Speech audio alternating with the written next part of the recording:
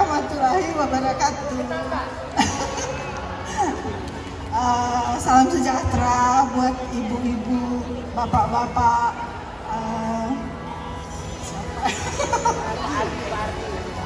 Saya sebutin semua aja, semua itu ibu bapak di sini, ibu bapak hebat semua, dengan anak-anak spesial semua. Saya tadi duduk di sini, seolah jadi bernostalgia gitu, mengingat apa ya, yang saya alami dulu ya, sama persis gitu dengan ibu bapak di sini yang alami waktu lalu, kejar-kejaran dengan anak. Ini ada anak masuk di sini, dirame-rame gitu. Nah, saya itu punya 2 anak, dua-duanya ABK, tapi ABK yang dalam tanda kutip itu abu-abu.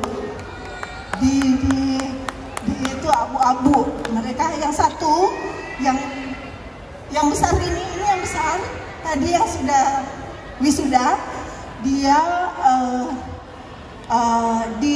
didiagnosa sebagai ASD, Autism Spectrum Disorder.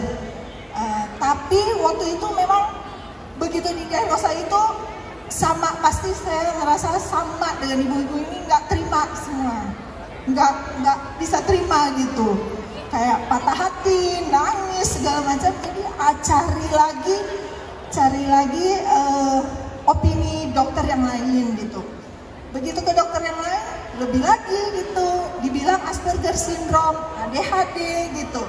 Tapi kalau yang pertama cuma diusulkan untuk terapi biasa gitu. Ternyata begitu yang kedua malah dianjurkan untuk dikasih obat gitu, kasih obat untuk supaya dia bisa diem gitu. Waktu itu dikasih Ritalin gitu. Nah, mungkin pengalaman saya untuk ibu-ibu ya, kita juga mesti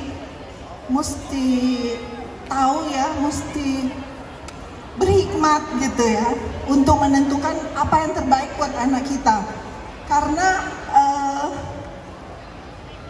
yang lain, saya merasa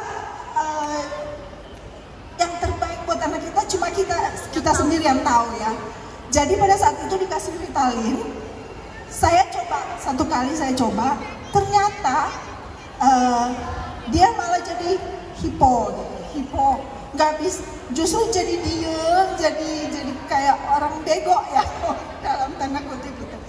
Jadi saya hentikan dengan doa saya dan niat saya bilang sudah, nggak mau saya kasih itu, saya terapi biasa aja gitu. Dan akhirnya seterusnya berlanjut dengan mulai dia sekolah, menerima penolakan.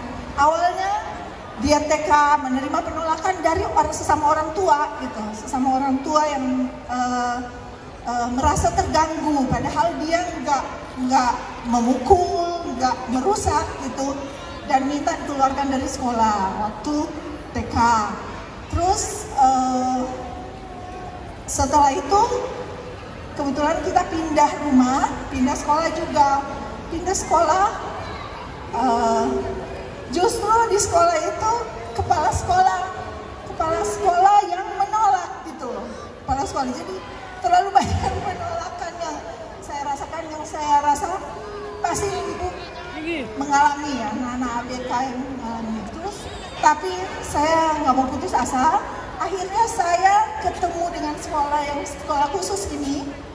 Terus dites, dia di SD khusus dia. Di SD khusus itu yang mendirikannya Ibu Umar Wirahadikusuma. Itu di situ di kelas itu dites dulu ya, dites dulu baru ditaruh di satu kelas 5 anak 1 guru gitu. Tapi dengan kurikulum yang sama dengan sekolah biasa. Jadi justru karena mereka juga dites kemampuannya. Kalau kan mereka di sekolah Bu Umar itu untuk anak-anak yang abu-abu ya, saya bilang saya itu abu-abu. Jadi dites dulu, dites IQ-nya dan segala macam, jadi bisa diterima gitu di situ. Ya sampai berlanjut, tapi terapi juga masih berlanjut gitu.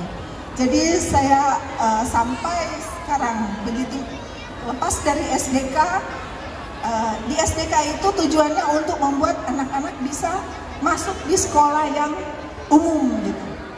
Jadi lepas dari SDK jadi SMP yang biasa, SMA juga begitu, sampai akhirnya dia kuliah gitu. Dia selesai, cuma agak terlambat memang kelarnya karena mesti lebih banyak effortnya. Oke, ya sekian. Saya juga nggak tahu karena lupa, kadang-kadang lupa. Lupa. Oh gitu ya, dulu ternyata saya seperti ini ya. Oh dulu saya seperti ini ya. Saya sekarang malah sebenarnya sudah lupa gitu. Ingat-ingat karena ya, makasih kesempatannya, moga-moga menguatkan Bapak Ibu hebat semua di sini, anak-anak spesial semua di sini. Makasih.